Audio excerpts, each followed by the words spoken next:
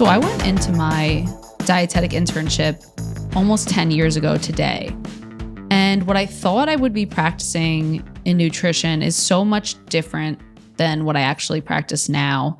And so much of that has to do with the fact that I learned from either personal experience or professional experience that what a lot of us need when it comes to health far extends outside of the realm of just the foods we're eating, the way we're eating them, or anything like that. And although nutrition is, of course, at the forefront of all the work that I do and the heart of what I do, I've really learned about healing kind of as its own entity when it comes to clients. And what I've really seen in these 9 years as a dietitian, 10 years since I started my internship, was that people who were struggling with chronic illness not only had the symptoms of chronic illness themselves, but accompanying them, they also had nervous system dysregulation. And I know this is kind of like a catch-all for everything we're seeing right now. Like everyone's talking about the nervous system. And I want to make it kind of real for us. You know, I started my journey into nutrition, of course, from a personal standpoint, anxiety issues, gut issues, weight loss goals. And my practice with anxiety has always been really centered around you have the symptom of anxiety, and that's coming from something that could be physical or mental. And then we have a reaction to that symptom. And what I've really been honing in on recently, and that I want to share with you today, is that that doesn't just apply to anxiety. So what's happening a lot with people who have kind of long-term chronic conditions, or they, for a long period of time, have wanted the same health results. So they want to lose weight, but they're not able to, or again, they're suffering from some sort of chronic issues. I kind of see the progression of those issues as having, again, both these kind of physical experience of having these conditions and then our reaction to having them. This is not usually consciously known.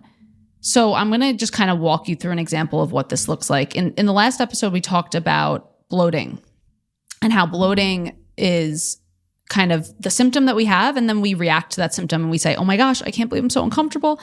I can't believe this is happening to me. Oh my gosh. And then our nervous system starts kicking in and we start getting a whole new slew of symptoms. And when our nervous system starts kicking in and we have neuroactivity, we then also ultimately might have immune activity, which can lead to kind of another round of symptoms in a different way. I see this a lot of the times in anxiety because people are experiencing anxiety, and then the side effects of anxiety they're experiencing, like the dizziness from the leftover kind of adrenaline hanging around, visual disturbances, heart pounding, all of these things that happen kind of after are almost as distressing as the anxiety itself. And then we start reacting to those symptoms. In the case of chronic illness, our brains are so smart because they know that something doesn't feel right. And we have this kind of, again, evolutionary mechanism to alarm us when there's any sort of danger. The issue is that with people who are suffering from chronic illness, what can happen is that danger alarm can be unchecked and stay on all the time. And the exact symptoms that you're uncomfortable experiencing can be perpetuated by our response. Again, I just want to make something clear. All of this is happening on a subconscious level. It's not like people are doing this to themselves, are intentionally causing this neuroimmunological response.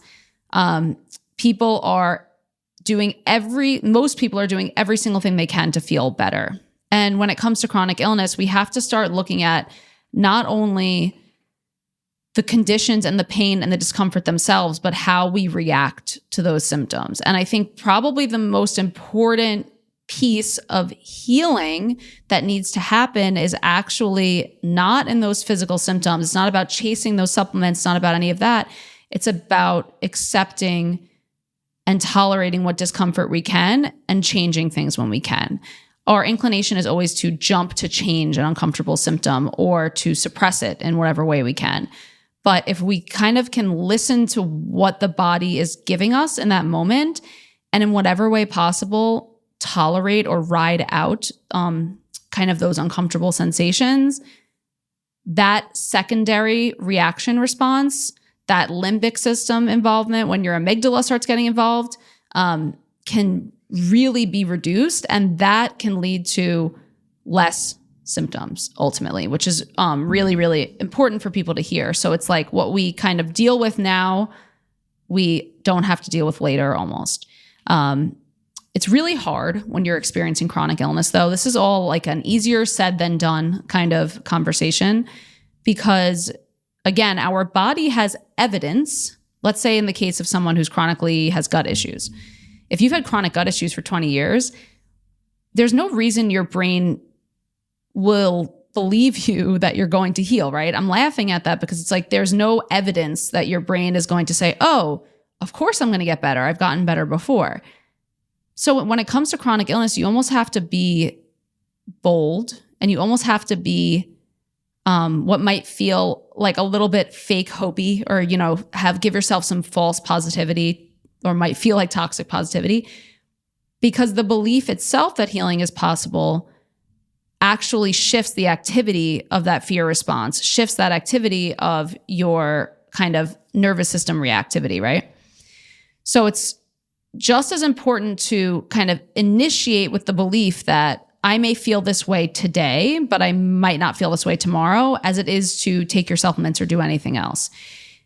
I can't give exact percentages, but I would say, again, when someone's suffering from chronic illness, some of it, let's just call it 50%, it's probably not, let's just call it 50% of the symptoms they're experiencing are from the actual condition, and 50% of them are from the response that we have to the symptoms that we're having.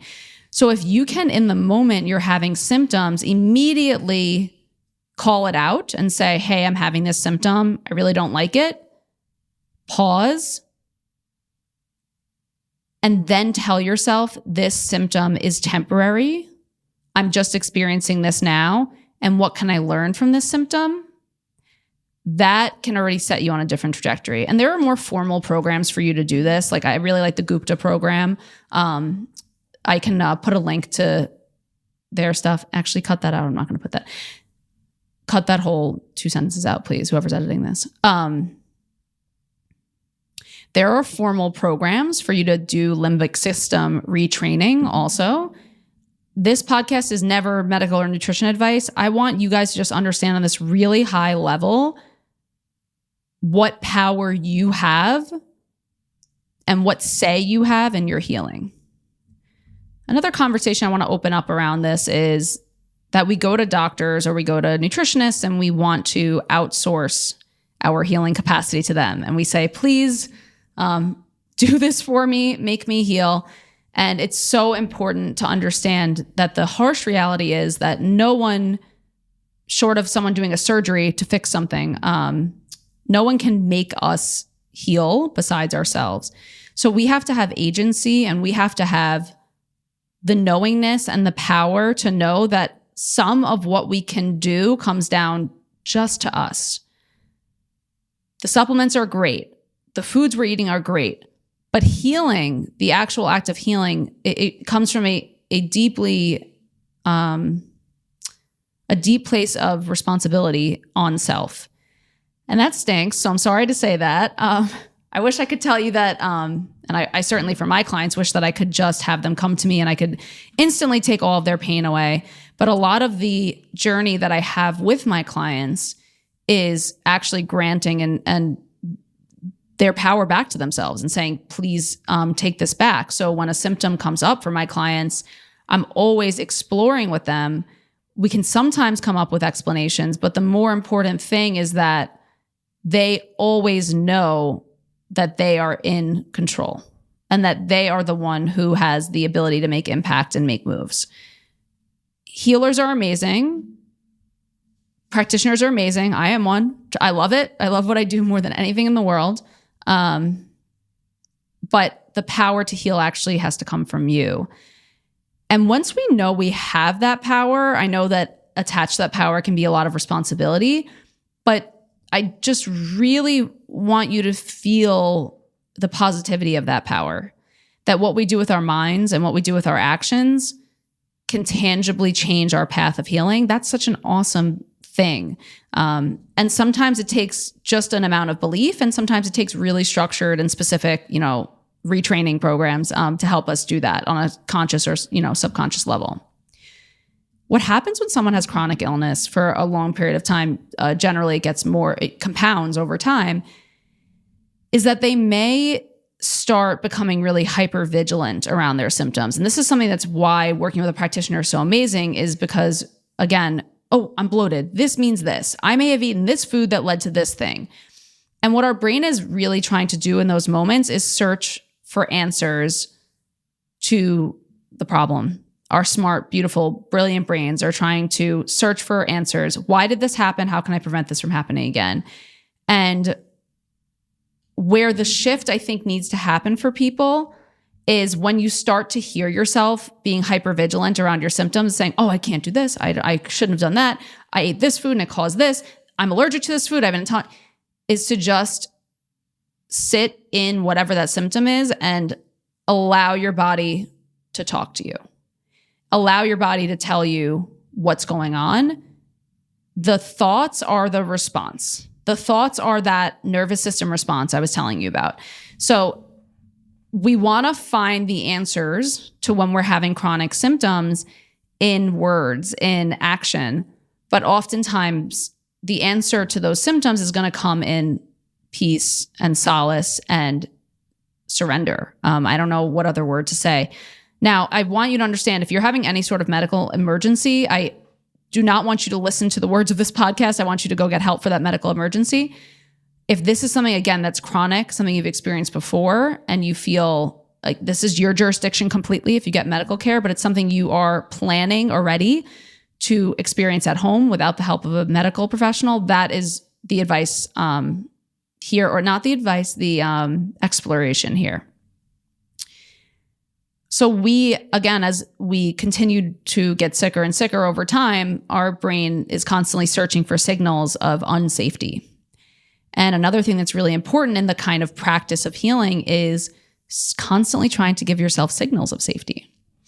When you have chronic illness, and I know that I've experienced this many different types of ways in my life, I've had a lot of different, what would be considered chronic illnesses over time, your world gets smaller and smaller. And the reason for that is the things that you feel are safe get smaller and smaller.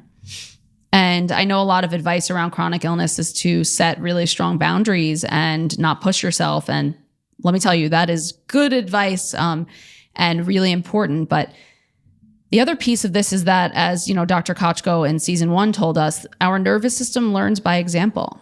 So if you continue to believe that something is unsafe, that going to socialize with friends is unsafe, that doing all these things is unsafe, our nervous system learns and remembers that. And your world gets smaller and smaller. And one of the most dangerous things with chronic illness is isolation. So limiting yourself from connection and instructing to your body that you are sick and identifying with illness and becoming the identity of illness is one of the ways I think that we stay sick. So there's a balance and there's a special spot between knowing when it's time to fight like hell for your health, to try everything to, get out there and live and experience life, and when there's times to rest and recover. And I truly believe every single person knows what those limits are. And what I would encourage you to do is, if you have those limits, but it's something that's going to be good for you. Like, let's say, someone says they have, POTS, post-orthostatic tachycardia syndrome, and they feel their heart rate pounds when they're standing up.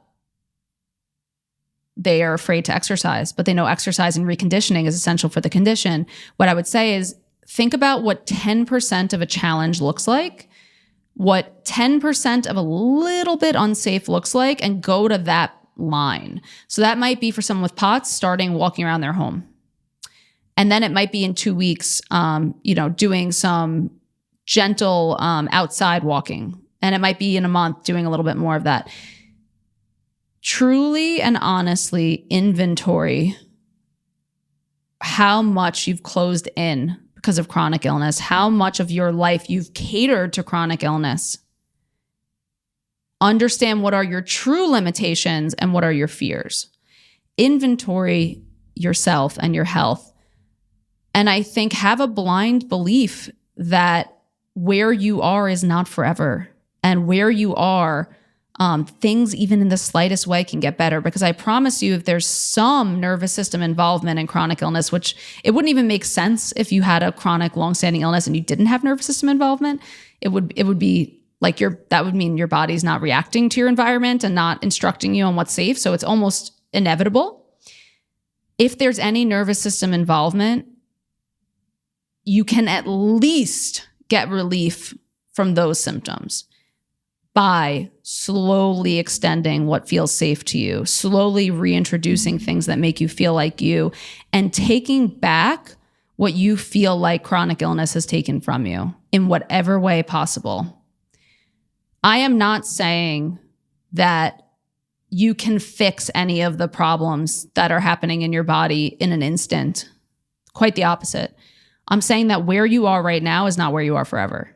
That I know for sure. I know how you feel in this exact 5-minute period of time is not how you're going to feel any other time in your life, and that things are constantly in motion.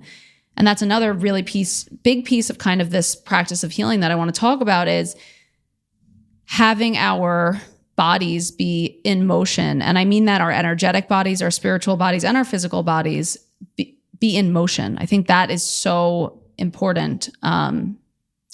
Not staying stagnant, always finding what can I do to move slightly. Moving slightly doesn't mean physically. I mean, if it means resting for a certain amount of time and then getting at it again, that could mean that. If it means, that if you eat certain types of foods at restaurants, you feel sick or bloated after and you stop going to those restaurants, it means finding a restaurant that works for you. It means whatever you need to do to, again, where's that 10% limit and how can you push yourself towards it without pushing yourself way out of that safety zone? You want to stay and hug and be able to come back to the safety zone and really just, again, find what are those things that I know are legitimately beneficial for me, but I'm too afraid to do them right now. And again, it doesn't mean go jump out of a plane if you're afraid of flying. It means start in a car ride and go 2 blocks. Every single time you do something that you once loved, that your body now views as a fear, you are retraining your nervous system to understand that these things that you love are safe for you. This is why I get really nervous around people with elimination diets when they're already feeling chronic illness, because I don't want to introduce new things of unsafety for my clients. And my goal is always to include as much as we can as possible, not to create new negative pathways in our brain and fear-based symptoms, and to always bring people back to a place of safety. And oftentimes elimination diets don't introduce new safety. They can help with reduction of symptoms in a very short-term way, but that's always my concern. It's also really important in it's also really important in any chronic illness journey to be evaluating which foods are working for me, which supplements are working for me, but not putting all of the stake on those foods or supplements to make or break your health. It really has to come down to the actions you're taking on a daily basis from a lifestyle perspective, the way that you're feeling, your outlook on everything. It's not one food or one supplement is not a root cause. The reason you're having symptoms overall that are long-standing is because there is a couple different systems interacting with each other within your body to let you know that you either are sick or going to be sick. And this brings me to another piece of our conversation, which is the anticipation of illness, which I see, of course, all the time in my chronic illness clients as well. And I would say most of my clients suffer from some sort of chronic condition or chronic behavior pattern or thinking pattern. When we anticipate that we are not going to be safe in events, it is the same thing as being unsafe in events. Our brain does not distinguish between believed fear and actual fear. So if we believe that we are going to be unsafe going somewhere, our brain believes that that thing is really unsafe. So it's important, again, if you know, anytime I'm with my friends, I get a lot of symptoms because it's too much talking, it's too much stimulation for me. Whatever it is, we're at a restaurant, I'm not being mindful of my body. I think it's really important to say to yourself, hey, I might have felt this way one time, but I don't know if I'm going to feel this way this time. And maybe the benefit of seeing friends outweighs whatever symptoms are here or coming.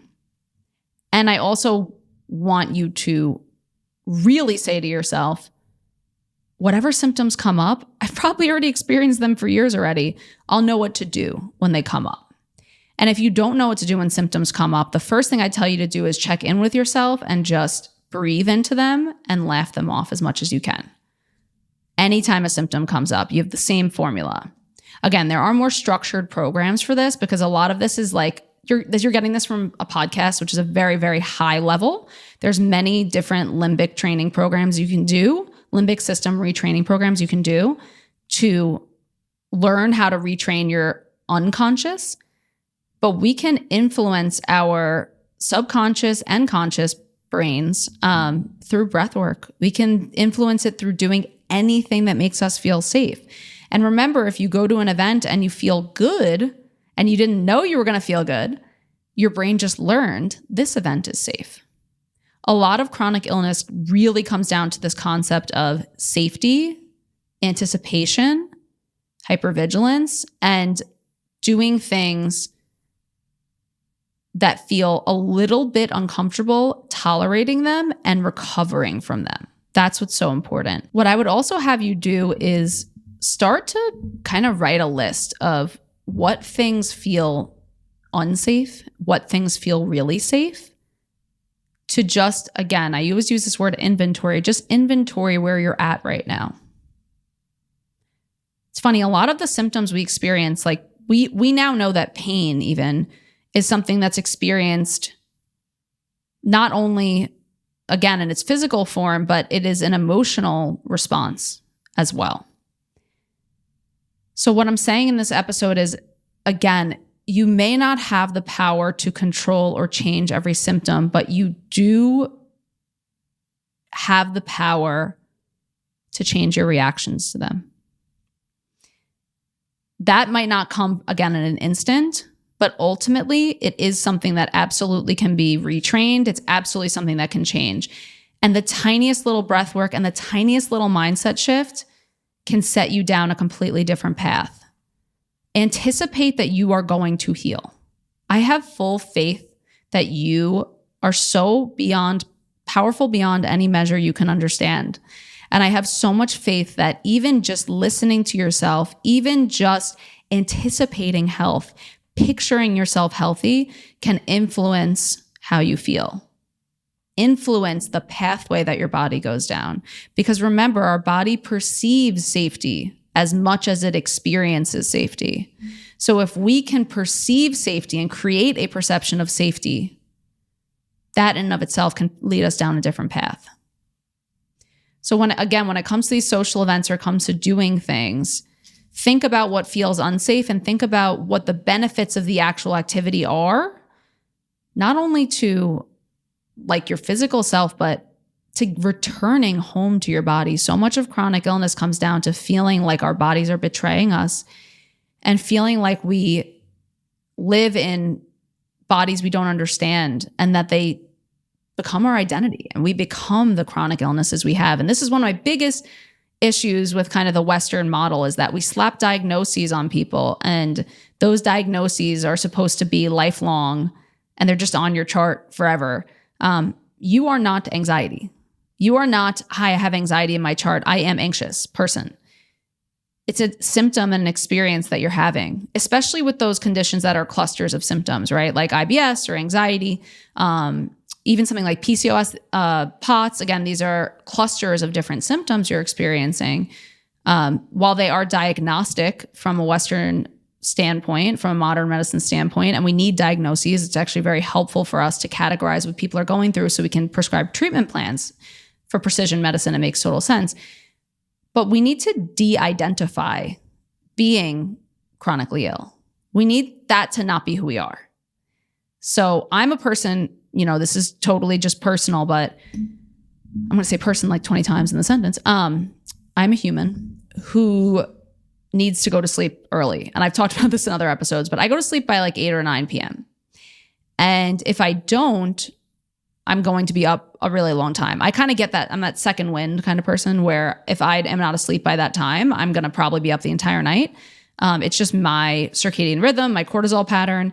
That changes over time, by the way. That's right now, it's really early. Right now, it's like 8:30, but it changes over time. I know this about myself.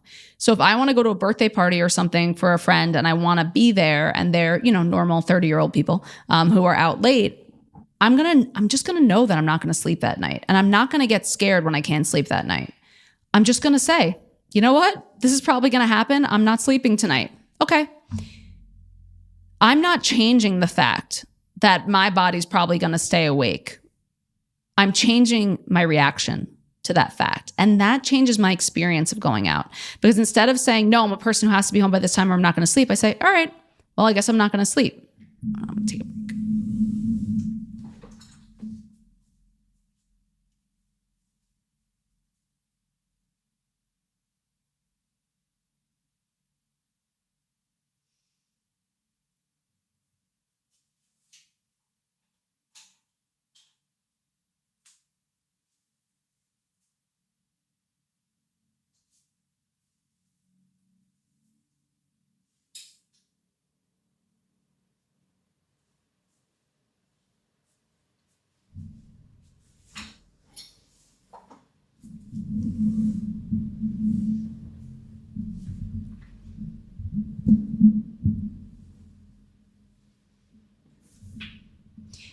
If you can commit today to me in your brain right now, to yourself and to anyone around you, to the universe, that you are committed to healing and you will fake it till you make it. I will get better. I commit to getting better. I promise I will get better.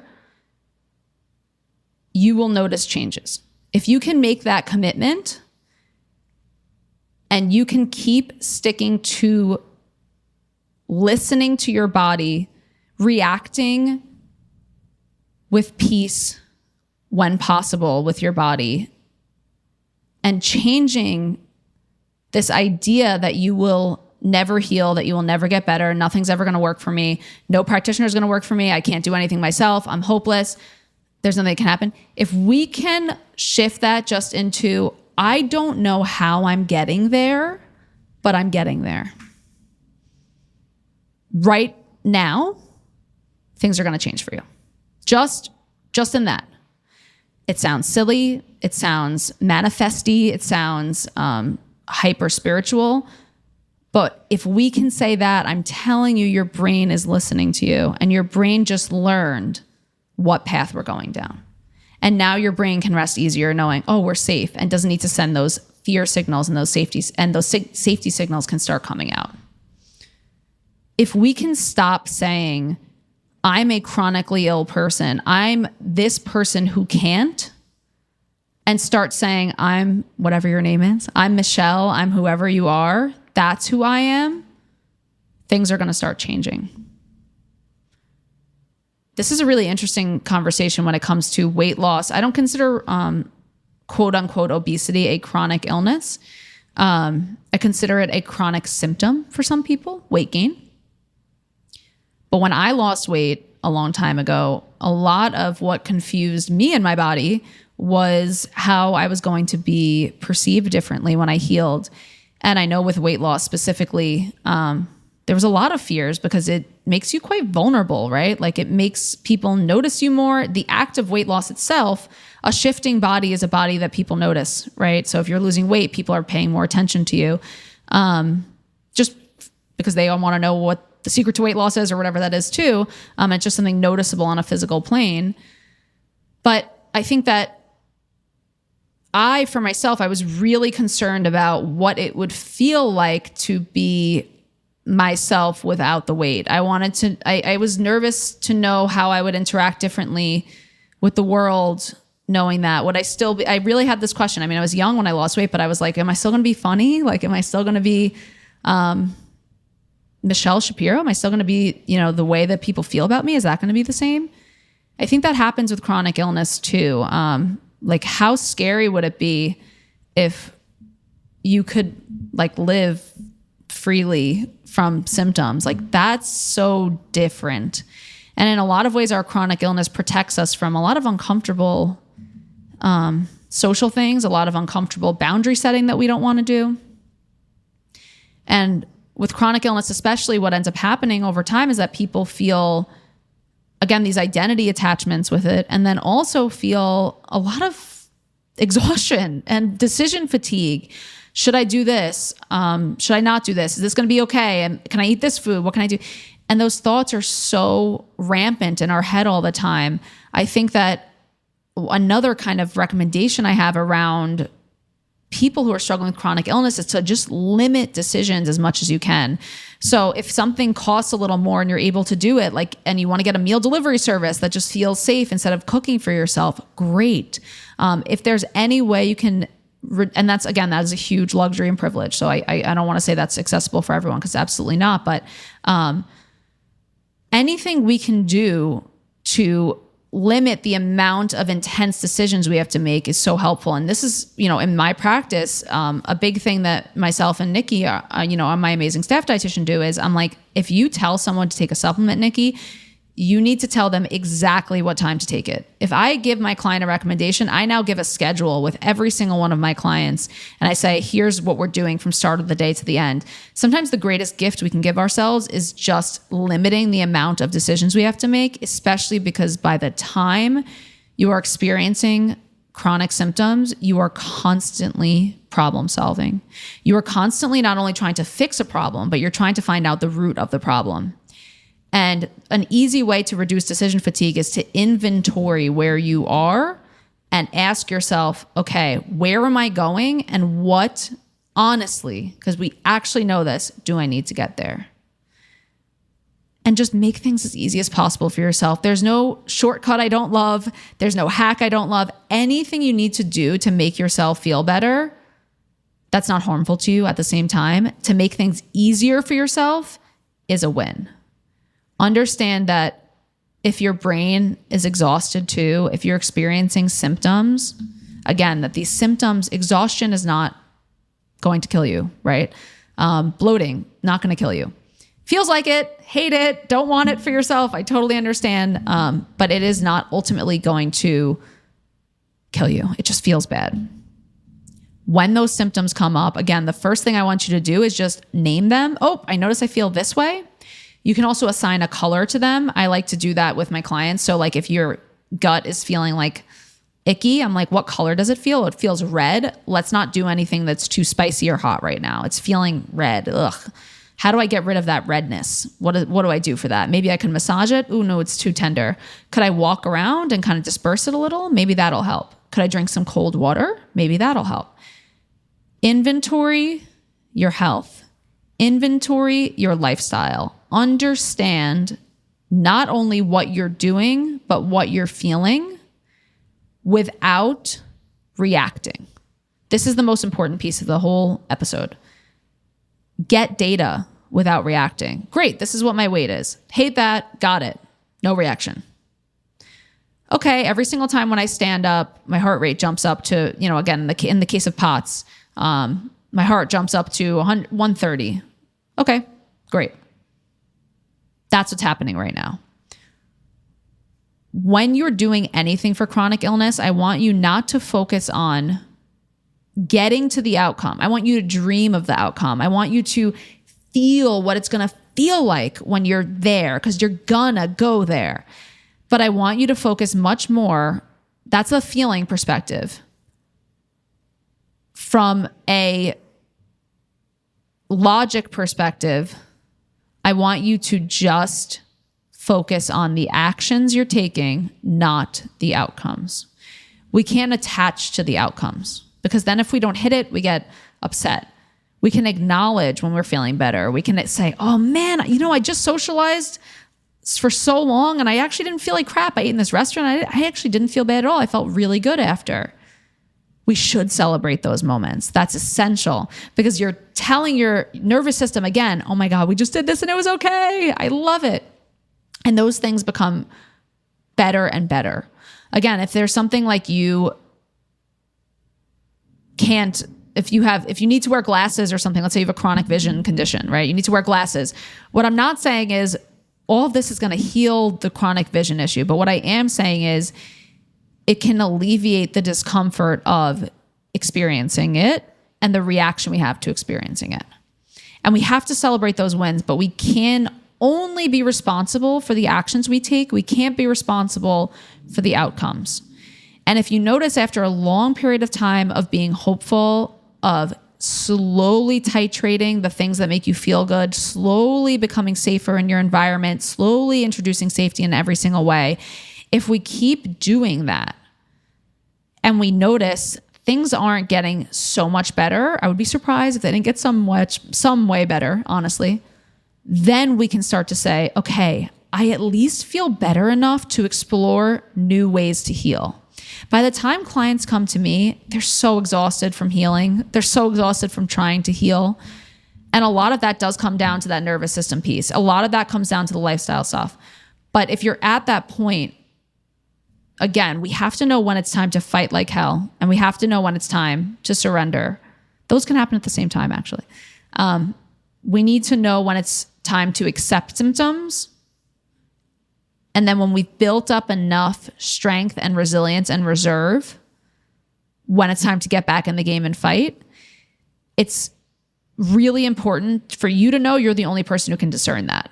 And you truly know the answer to that, whether it's your time or not.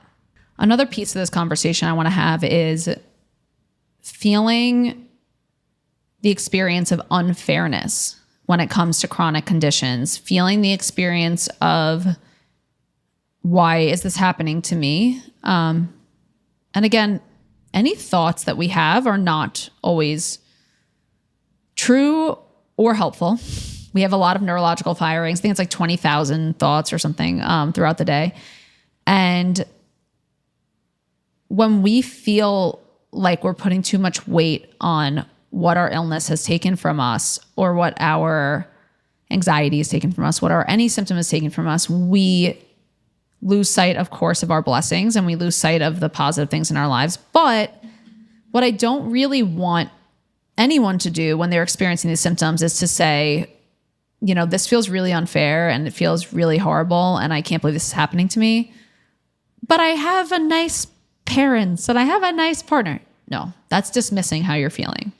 What I will tell you is that people who can not compare what they're doing to others, and people who can just focus on, again, what actions can I take, or what can I tolerate? What actions can I take, or what discomfort can I tolerate? Again, that's going to be a lot more helpful for you than thinking, you know, this isn't fair. It's okay to sometimes have a pity party, and I'm the last person to ever judge anyone for feeling that way. My question is, how productive is that activity for you? And what can we do in that moment? So I would really say, if you're going kind of in the path of that mindset, is not to say, oh, but everything else is great. And I know a lot of our family members do this too. And they'll say like, well, you're so focused on this, but you're so lucky in this way. That's dismissive to a lot of us. So what I would say instead is say, okay, I notice this is unfair, and I notice I feel this way about it. Become a conscious observer to what's going on. Data. Just gathering data about it as opposed to instantly reacting to it. That reaction that's happening, by the way, is pretty instant, but it is also, we do have the ability to intervene and change it. The main takeaways I want you to run with from this episode is that there is no place you're in that is exactly permanent, because our mindset can always change too. Our nervous system's always evolving and changing. And what I really want you to do is know the infinite power you have to change the course of your health today. It doesn't come from a fancy supplement bottle. It doesn't come from anything more than belief in action. And to start off with, again, I would have you inventory what's going on in my body, what's going on in my health. And I would have you then ask yourself, what is my dream when it comes to all of this? I don't care if the dream's unrealistic or not. Dream it up. Dream crazy, wild, beautiful dreams. And then say, what is it really going to take for me to take myself 10% further into safety? 10% less of a reaction when I'm doing this. And when the symptoms come up, they are just data. They're just information. Thank your amazing, brilliant body for communicating that with you. And understand again, you are the boss. You are in power. And while there are amazingly helpful supplements and tools and things we can do, the most powerful thing we can do to heal is know ourselves and just get to know what our body's asking of us. And a lot of times anxiety, a lot of times chronic illness is also, again, this feeling of abandonment of self, or our bodies are betraying us. But when you get on the same team as your body, insanely amazing things can happen. And I truly mean that. I have had times in my life, I'm not like an abundantly, ridiculously positive person. I come from a family of like people who have extensive intergenerational trauma, good, funny, brilliant, beautiful people, but we are not the type of people who are bubbly and positive. That's not the voice that I would see in my head. And I know we've talked about this on a couple episodes too, but getting to know not only the feeling you're experiencing when you're having symptoms, the color of what it is, but the voice of what it is. And for myself, again, if I had a voice coming in my head saying, Michelle, you should just be happy that you're doing well and don't worry about, the panic attacks, it would feel really phony to me. So make sure that voice of belief is a voice that is yours and is real for you. Even if it's the smallest voice that we don't really understand or know, make sure it's your real voice, and get to know those fearful voices too. Get to know those symptom voices. We need to start to separate the symptom from the reaction. Separate it. Don't identify with the symptom, and then you can start to morph and change that reaction. My message to you is a true message of hope that you are boundlessly powerful. And I really promise you, just inventorying your life, just looking at what makes me feel safe, what makes me not feel safe, what are my symptoms, with an unbiased, conscious observation mindset will set you on a different path. And I'm begging you to dream huge when it comes to chronic illness. Dream bigger than you can possibly imagine, because your nervous system is always listening. And I am a person who experienced chronic illness my whole life. I'm a person who has worked with 1,000 clients with chronic illness.